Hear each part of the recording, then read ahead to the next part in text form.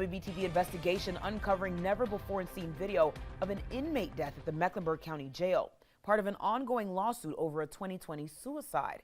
Investigative reporter Naomi Coles has been digging into the spike of deaths at the jail under Sheriff Gary McFadden's leadership and what that video shows.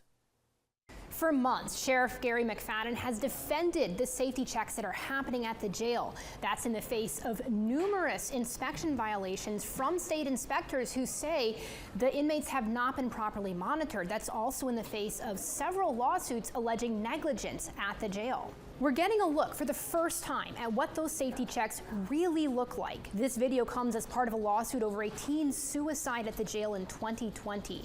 Contrast this with what the sheriff says these safety checks look like. This video coming during a demonstration by McFadden and jail staff for media a few months ago at the jail. My full investigation airs Tuesday at 6 o'clock, exposing how one jail employee described how he falsified records after a teen died in custody. Reporting in the newsroom, Naomi Coles, WBTV, on your side. Naomi, thank you. Tonight, more trouble for